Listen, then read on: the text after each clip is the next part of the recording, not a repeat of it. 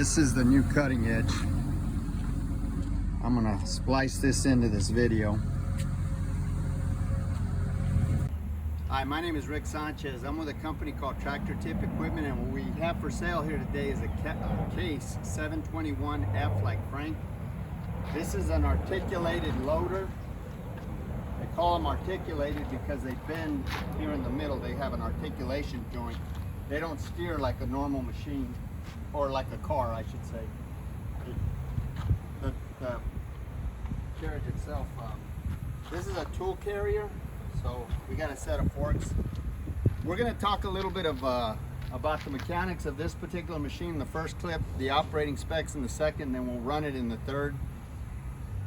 Price on a new machine like this is probably, if you buy this machine from me or some of the others we have for sale, I've got a big, that's like a 6.5 yard loader right there. We've got some, I've got a little motor grader, some drop hammer, some compactors, some backhoes. Anyway, we got a little bit of everything. We got some skid steers back here. Point is, if you buy anything from me, you're going to be dealing with Perf Provencio. He's my right-hand man. He's the guy running the camera right now. Price on a new machine like this these days is probably $210,000 to $230,000, depending on how you have it equipped. As you can see, one of the options on this machine is this this hood, which gives you excellent access to the engine and the coolers and stuff. So like I say, price on a new machine like this is north of $200,000. As far as manufacturers go, Case is probably one of the top 3 manufacturers in the world as far as heavy construction mining equipment. By the way, we ordered this cutting edge here. The other cutting edge wasn't too bad. It had maybe about an inch left, so we went ahead and ordered it. It hasn't come in at the time of this video, but it'll probably be in. When did they say, Perf? Sometime this week, though. Sometime this week. Wednesday. So it's on its way. So we just went ahead and did this video without it. Like I say, these machines are everywhere. Case is well known and ubiquitous out there. The weight of this particular machine is 32,000 pounds. The widest point is with the bucket is 9 feet. This bucket is 9 foot wide. If you take the bucket off, this machine is actually 8'7" is the width of it. It's just 1 inch away from being legal in the state of Texas for hauling it around, but you know, it is what it is. The highest point is the top of that cab at 12 feet. The transportation length from the front of the cutting edge to the rear of this counterweight is 25 foot 2 inches. Comparable machines are like a Caterpillar 938K or a Komatsu WA320 or maybe a Kawasaki 70Z. As far as the history of this unit goes, this machine, like almost every machine we purchase, is an original owner Dallas, Texas machine. You say, well, what's the big deal about that? Why even mention it?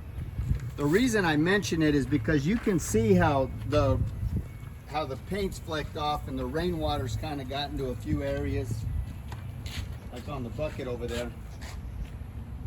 But we're far enough south and we're hundreds of miles from the ocean, so the only salt that we see is a salt on our kitchen tables.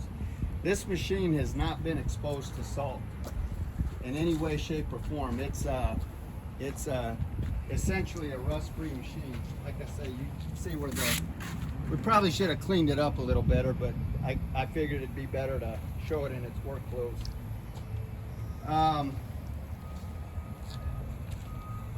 As far as options go, like I say, it's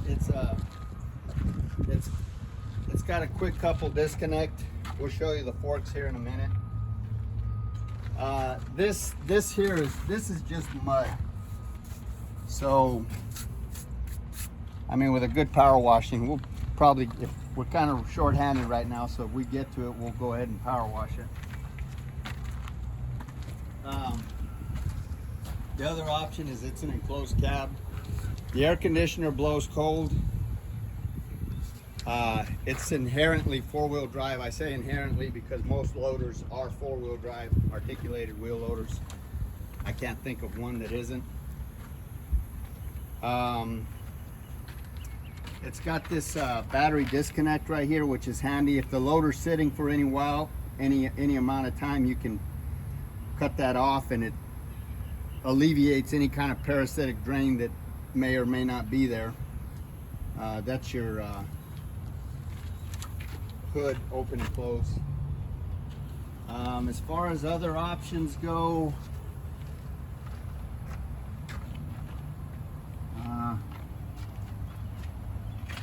there's a 12-volt outlet in the cab. It's got parallel lift capabilities, so if you got a set of forks, it'll keep even with instead of that natural roll that you get with the Z-bar linkage on a loader, it'll keep the forks parallel to the ground. This machine is also equipped with ride control, which is great because if you're taking a load any distance, what that ride control does is it works with the hydraulics of the machine to kind of keep the machine from bouncing all over the place. It's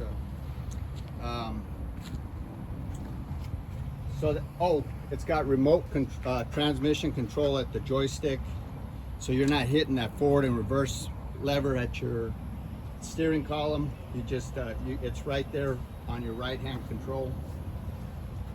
So that's another option. As far as the engine is concerned, this is an FTP4 F4H engine. It's 195 gross horsepower, 178 net horsepower. It is a turbocharged engine. You can see here.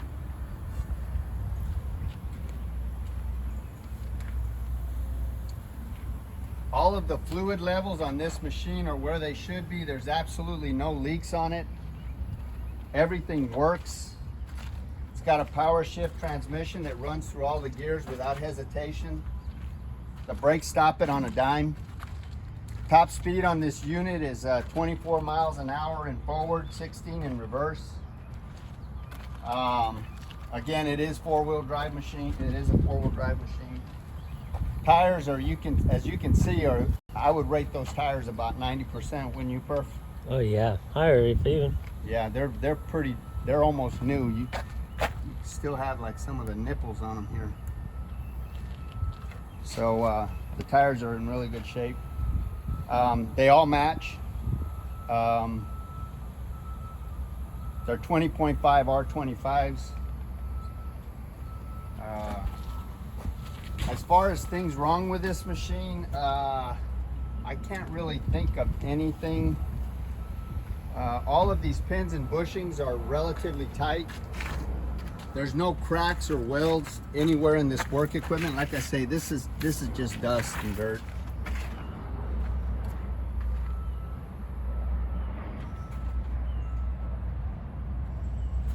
There's no deflection or any kind of problem in this articulation joint. These two kingpins right here are good and tight.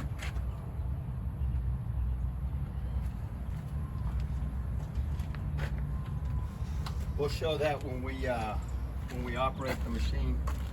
You know, this cutting edge right here, like I say, this cutting edge will be 100% on both sides. We just, it's just back order. Perf said it'll be here Wednesday. So we'll put that on there with new hardware. This bucket width is 9 foot. The bucket height is 4 foot 2 inches. The depth of the bucket is 3 foot 6 inches. This is considered a 3.5 yard bucket. This hinge pin right here, if you were loading into a dumpster, it's 13 feet. The breakout force on this loader is 32,000 pounds, and the static tip load on this machine is 20. In other words, the lifting capacity is 23,371 pounds. So basically, the lifting capacity of this loader is limited by the weight opposite this fulcrum here, because the hydraulics on this machine are so strong that the machine will actually tip forward. And that's not true of just this machine, it's all loaders. The technology is such these days that the hydraulics are actually stronger. The weight of your machine is actually more limited by the lifting capacity of the machine is more limited by the weight of the machine than the hydraulics. And that's true, it's just today's technology. Back when I was young, you know, you were limited by hydraulics. Now you're limited by the weight. So the weight, again, it's got a lifting capacity of about 23,000 pounds, and that's the static tip load opposite this fulcrum. So what else you got, Perf? What do you think of the loader? Well, other than that missing step right there, this is a good machine. Oh yeah, we could probably do something about this too. But then again, who's going to get in through that side? Good point. Unless it's an emergency situation, and if that's the case, then you'd probably be better off jumping out the window.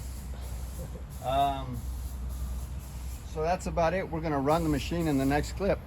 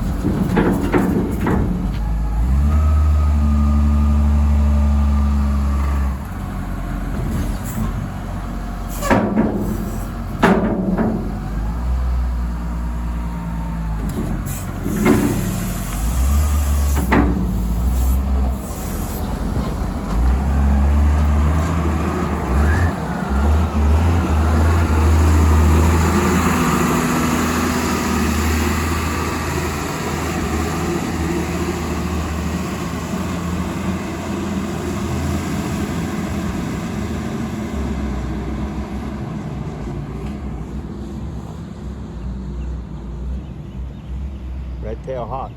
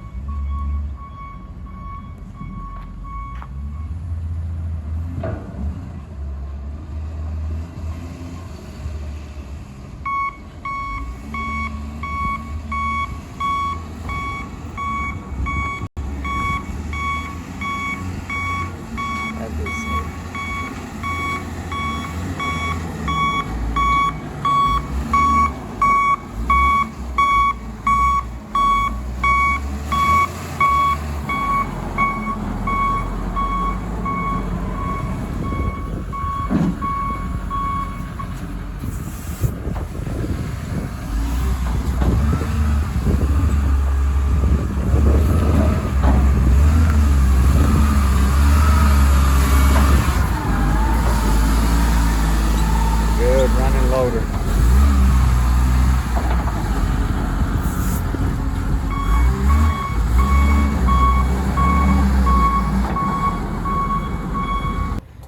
The other thing I forgot to mention is this unit has a hydraulic fan. You say, well, what's the point of that? The point of that is that you can station your coolers. Go ahead and lift it, perfect. I don't know if you can see that up there, but you can get to all, you got a cooler on the other side too.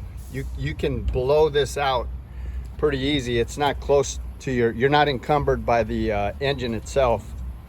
So that's a good feature to have. Okay, so a lot of times people will ask me about the interchangeability of a JRB coupling system. Like here we have forks and a bucket. You can get sweepers, you can get all kinds of attachments with JRB. Now the answer to that question is usually yes and no. Now it depends on the size of the machine. In this case here, we've got this Kawasaki here weighs about 29,000 pounds. Okay? This is a coupler and a bucket for that Kawasaki. This right here is for a John Deere 544K, which also weighs about 29,000 pounds. That fork set right there is for that JCB 436, which weighs about 35 to 37,000 pounds, depending on how you have it equipped. So the point that I'm trying to make here, and I'm going to make this video for illustrative purposes, is that from the coupler face forward, what you want to measure is the distance between these ear groupings here. And I'm going to show you how they're interchangeable. Like I say, this is for a 544K, and this is for a 70.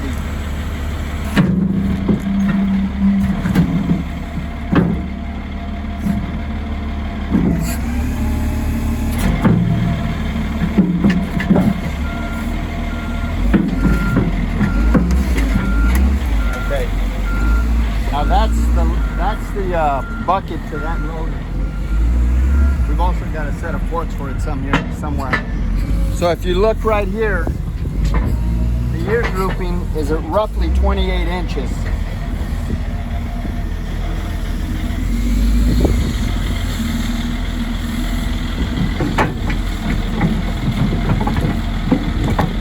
Now, if you look right there, see that is going to line up right there.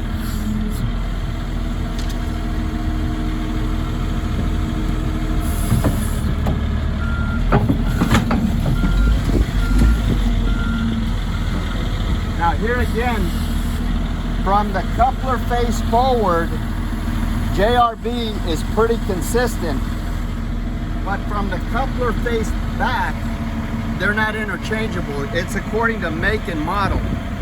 So the point that I'm trying to make here is that if you measure this right here, you've got 28 inches. So even though these are from completely different makes and different models, this would be like a WA200, a WA250, a WA270 Komatsu, you know, a John Deere 544, a 524. That's like a Kawasaki 60Z or a 70Z. The point that I'm trying to make is that the weight class of the loader, you can interchange the attachments from JCB. You can't interchange the couplers themselves, but the attachments you can interchange. So we're going to show you on this one over here.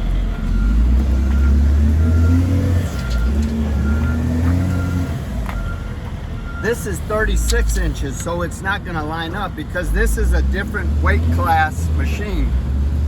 So just for illustrative purposes, we know it's not going to work.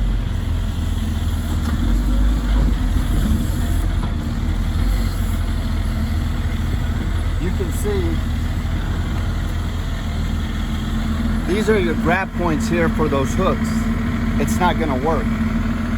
So the point that I'm trying to make is that when you buy a JRB coupling system, which is also Pemberton, JRB bought Pemberton out, they're the best coupler out there. There's no better coupler. Caterpillar brags about theirs. John Deere, Volvo, Hitachi, JCB, all of the major manufacturers usually go with a JRB coupling system because they're the best out there. So the point that I'm trying to make is that attachments for this bucket or for this coupler, as long as you're measuring between these ear groupings right here, are typically okay. Now you want to take some other measurements just to be sure, but I'm telling you, just as a general rule of thumb, they're typically okay. I don't want to get in trouble for saying that and somebody comes up with some kind of fluke where it doesn't work. But most of the time, if you measure, just take that quick measurement right there and you got a JRB quick coupling system, you can probably interchange Various attachments.